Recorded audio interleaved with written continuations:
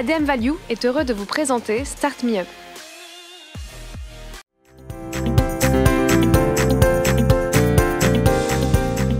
Bonjour et bienvenue pour ce nouveau Start Me Up dans lequel j'ai l'immense plaisir d'accueillir William Simonin, CEO de Vivoca. Bonjour William. Bonjour. Donc vous êtes fondateur de Vivoca qui est une solution d'assistant vocal. C'est ça hein? Tout à fait, on travaille dans le domaine de la reconnaissance vocale et de l'intelligence artificielle. On fournit des outils aux entreprises pour qu'elles puissent elles-mêmes créer des assistants vocaux. Et quel point de souffrance vous adressez avec votre solution aujourd'hui ? Alors on en adresse plusieurs. En fait, dans le domaine justement des interfaces vocales ou des assistants vocaux, il faut savoir que c'est très complexe pour une entreprise qui n'est pas du métier de concevoir elle-même son interface vocale. Donc quand on parle d'interface vocale, on pense directement au smart speaker, Google Home, Amazon Alexa, mais en fait on peut mettre de la voix dans n'importe quel système, des bornes, des téléphones, dans l'automobile, donc ça va vraiment très très loin. Et ce qu'il faut savoir également, c'est que pour concevoir une interface vocale, en fait on va avoir besoin d'imbriquer différentes technologies entre elles. La synthèse vocale, qui sont les voix plus ou moins robotisées qu'on peut entendre, les petits wake words qui sont les petits mots-clés utilisés pour réveiller les assistants, OK Google, Hey Alexa. Et toutes ces technologies, en fait, une entreprise qui veut elle-même développer son assistant, elle va avoir besoin déjà de les sourcer. Et c'est pas évident à trouver. Et ensuite, elle va avoir besoin justement de développer, de les comprendre et de les faire interagir entre elles. Et c'est pas toujours le cas. Certaines solutions fonctionnent exclusivement en cloud, d'autres n'ont pas besoin d'internet, c'est des protocoles différents, des fois c'est même des business models différents. Et ce qui se passe concrètement sur le terrain, c'est qu'il y a des sociétés qui ne vont pas au bout de leur projet. D'autres sociétés vont aller au bout, mais vont malheureusement devoir faire des arbitrages qui ne sont pas toujours les bons, et du coup les performances vont être amoindries. Et finalement, certaines autres sociétés vont directement en fait trouver un prestataire qui va du coup développer l'assistant à leur place. Et donc il y a une perte de temps et d'argent qui peut être assez importante. D'accord, donc vous répondez à deux enjeux, la complexité technique et technologique, et puis mener dans un délai, on va dire, imbattable, un projet d'implémentation. Tout à fait. Très bien. Exactement. C'est quoi la solution aujourd'hui? Comment vous adressez ce point de souffrance? Ça marche comment? Alors nous, quand on s'est rendu compte que les entreprises n'étaient pas capables de faire ça de manière autonome, on a trouvé que c'était pas normal aujourd'hui. Comme la voix, c'est vraiment un marché qui est en train d'exploser. Donc on a développé une solution, un logiciel qui s'appelle le VDK, le Voice Development Kit, et qui permet en fait à une entreprise d'avoir accès à toutes les technologies qui sont à l'état de l'art, qu'on a récupérées. On a créé en fait une surcouche, on les a abstraites en fait. Et l'entreprise a juste à se concentrer sur son use case. Donc si elle veut par exemple choisir du coup des voix pour mettre ça dans la mobilité, elle écoute ses voix, elle clique justement sur ce qui l'intéresse, elle dit que c'est pour tel ou tel système, et directement ça va être fonctionnel, téléchargé, installé, et l'entreprise va gagner en moyenne entre 10 et 15 fois du coup le temps qu'elle aurait mis si elle voulait du coup développer ça en interne. Donc, ce qui est intéressant, c'est qu'on a plusieurs plugins, c'est plusieurs outils en fait sur la solution, et on peut voir que pour créer un POC par exemple, une preuve de concept, on peut réaliser ça en 1 heure. Donc en fait, on écrit juste tout simplement qu'est-ce qu'on veut que l'assistant comprenne. Quand elle a compris qu'est-ce qu'on veut que l'assistant justement réponde, en fonction de ça, on peut gérer les synonymes, on clique sur un bouton, compiler, exécuter, et ça fonctionne directement. Pas besoin de mettre les mains dans le code, pas besoin de passer des heures à essayer de travailler sur des grammaires, des modèles acoustiques, etc. Tout est géré automatiquement. 60 minutes, on a notre assistant vocal. En 60 minutes, on peut développer un petit assistant vocal. C'est votre promesse? C'est la promesse, c'est la promesse. Alors, bien évidemment, dans des cadres très particuliers pour l'industrie, on va être dans des environnements qui peuvent être très bruyants. On pourra rentrer dans les sous-jacents vraiment des moteurs pour essayer d'optimiser au maximum, mais on se rend compte que dans 99% des cas, un assistant du coup basique, on lui donne un ordre, il exécute, on lui pose une question, il répond. Et ça peut être fait de manière très très facile. Très bien, justement, quels sont les use cases que vous adressez? Alors en fait, comme on fournit quelque part une solution qui permet de créer des assistants, on peut répondre à tous les use cases. Et aujourd'hui, des use cases sur le marché, il y en a énormément. Il y en a dans la domotique avec la Smart Home, on peut tout contrôler à la voix. Il y en a dans la mobilité, pour les annonces, par exemple, un bus qui va s'arrêter et dire « vous êtes à la station Montparnasse ». On va retrouver dans l'industrie, tout ce qui va être dans la logistique, le pick by voice, par exemple, pour faire des gains de temps du picking, de la dictée vocale. Il y en a vraiment énormément. Est-ce que vous avez justement, après, un use case que vous affectionnez particulièrement? Alors, on en a plusieurs. Il y a des verticales qu'on va adresser sur lesquelles notre technologie est très très performante, principalement dans le domaine de l'embarqué, c'est-à-dire un domaine où l'assistant doit fonctionner de A à Z sans Internet. Donc ça demande du coup des technologies très spécifiques qui sont très très complexes à mettre en place et le gain de temps qu'on fournit à ces entreprises qui n'ont en plus pas le droit à l'erreur, parce que quand on fournit un assistant qu'on ne peut pas forcément mettre à jour, on n'a pas le droit à l'erreur. Donc là on est très très performant, donc ça va être le domaine de l'industrie, de l'IoT, de l'appliances, de la logistique, etc. Donc c'est un peu tout cet environnement. Et là, le VDK est très très pertinent et on est en train de rajouter différentes briques parce que dans le monde de la reconnaissance vocale, il n'y a pas uniquement le contrôle, on parle également de biométrie vocale, on parle de profiling vocal. À partir de votre voix, on est capable de savoir si vous êtes un homme ou une femme, à peu près votre tranche d'âge, votre émotion. Donc c'est vraiment tout un écosystème qu'on a réussi à rassembler dans un seul et unique logiciel. Est-ce que la Covid a changé quelque chose pour vous au niveau de la manière d'adresser les entreprises, au niveau des use cases, au niveau de votre solution ? Alors, au niveau effectivement de plein de choses, déjà sur un point de vue plus macro, en fait la Covid et la crise sanitaire de manière générale a changé nos habitudes. Donc aujourd'hui on va faire attention à ce qu'on touche, on va faire attention quand on se déplace, et du coup il y a énormément d'interfaces homme-machine, parce que c'est ça quelque part qu'on révolutionne, qui ont été affectées.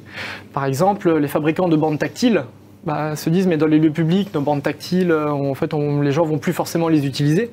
Et donc là effectivement, gros impact avec la voix. On peut même rajouter de l'expérience, faire gagner du temps, sans forcément que les utilisateurs aient à toucher les bornes, les boutons d'ascenseur.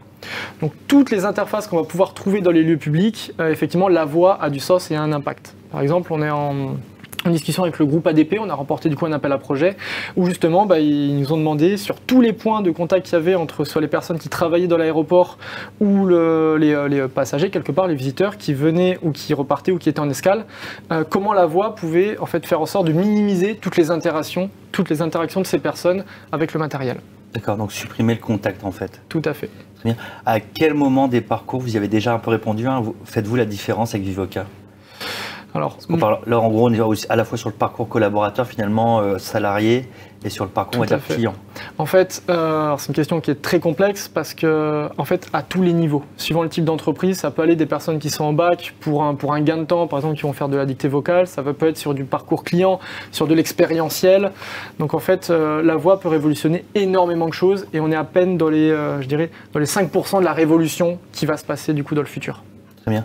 Alors quand on parle d'innovation, de start-up, on parle aussi souvent d'ROI ou d'amortissement pour les gens qui mettent ça en place.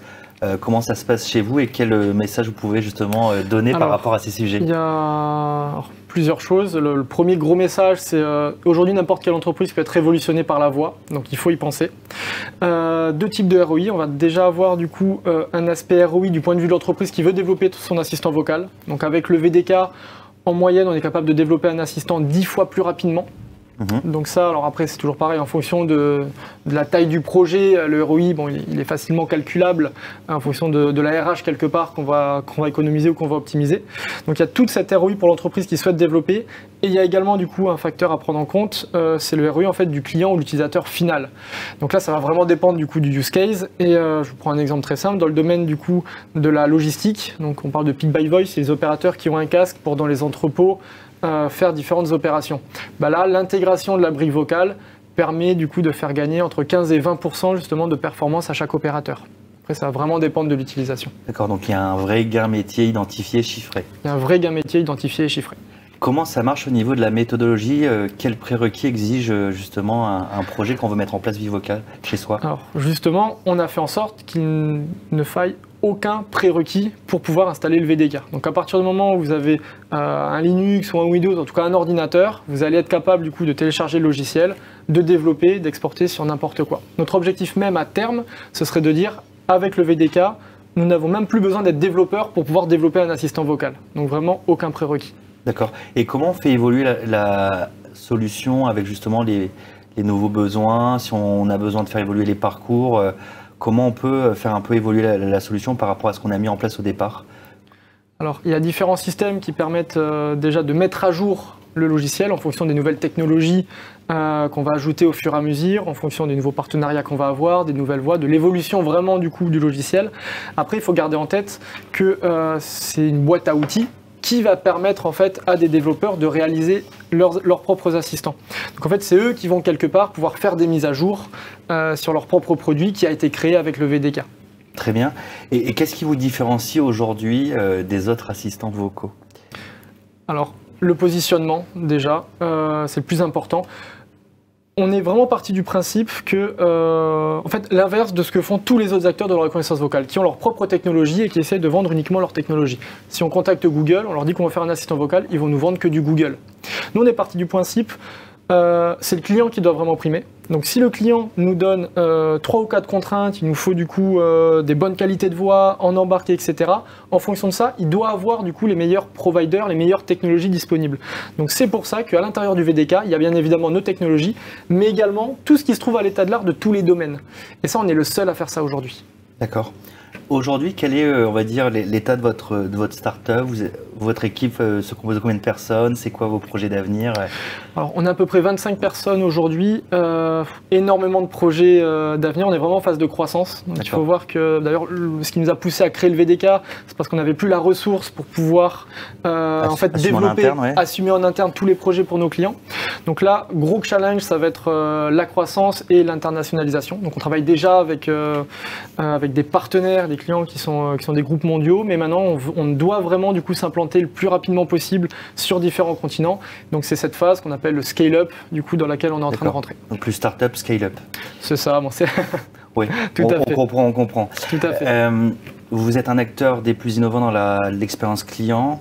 Si on fait un peu de prospective, c'est quoi l'avenir justement de l'assistant vocal ou de la voix telle que vous la travaillez? Comment vous projetez à 10 ans sur une technologie pareille? Alors, si je prends en compte ce qu'on est en train de voir passer dans l'état de l'art, les nouvelles technologies qui ne sont pas encore très connues, je pense vraiment qu'on est à peine à 5% du potentiel de la reconnaissance vocale telle qu'on la connaît aujourd'hui. Pour moi, l'assistant vocal du futur, il ne sera plus lié à un objet, il sera lié à une personne. Donc là, on a tous un assistant vocal du coup dans notre téléphone, dans notre ordinateur, peut-être de la voiture, mais qui sont liés en fait à un périmètre qui va être fini. L'assistant de la voiture contrôle la voiture, le GPS, ça s'arrête là. Google Home va contrôler du coup nos équipements à la maison, nos réveils, notre calendar. L'assistant du futur, il sera lié à une personne. Donc par exemple, vous allez rentrer chez vous, il va vous connaître, il va connaître vos habitudes et il sera également proactif. Il va être capable lui-même de vous dire « Bonjour, comment allez-vous? Je sais que vous êtes fan de foot, ils sont en train de passer, ils ont vendu un joueur, ils sont en train de parler sur TF1, si vous voulez, je vous mets la télé. » Donc là, il nous a vraiment poussé de l'information. Donc aujourd'hui, on est vraiment très très loin. On est très très loin de tout ça, mais c'est en train d'arriver parce que les technologies sont là. Il faut juste justement créer les briques et les connexions entre toutes les technologies pour pouvoir permettre de faire ça. Et dernière question justement sur la data, parce que ça nécessite quand même de la data, le traitement de la donnée privée. Vous pensez que les consommateurs sont prêts justement à donner de la donnée contre ce niveau de service? Alors effectivement, il y a toujours la problématique de la donnée. Donc pour toutes les technologies cloud, bien évidemment, il y a de la data qui est envoyée et pour que ça puisse être analysé et du coup fournir l'information nécessaire, ou en tout cas la commande. Aujourd'hui, les consommateurs, on le fait indirectement. Quand on fait une recherche sur Google, qu'on le fasse à la voix, en écrivant, on le fait. Par contre, ce qui est très important, ça va être vraiment d'éduquer les gens sur comment la data est utilisée, qu'on soit conscient du risque et qu'on le prenne ou non, mais également de dire aux entreprises, toutes les solutions n'ont pas besoin que votre data soit partagée sur le cloud. Les solutions en embarqué, d'ailleurs avec le VDK, on fait des assistants vocaux qui n'ont pas besoin de data extérieure. Donc vos data sont vraiment protégées, elles appartiennent à l'entreprise. Et donc ça, aujourd'hui, c'est faisable. Donc on n'est plus dans la fiction, quoi. C'est bientôt une réalité. Ah, c'est aujourd'hui une réalité, tout à fait. Merci William Simonin de votre venue sur les plateaux d'Agora News Expérience Client. Avec plaisir. C'est la fin de ce Start Me Up où nous présentions la technologie vocale Vivoca. Merci de votre fidélité, à très vite, au revoir.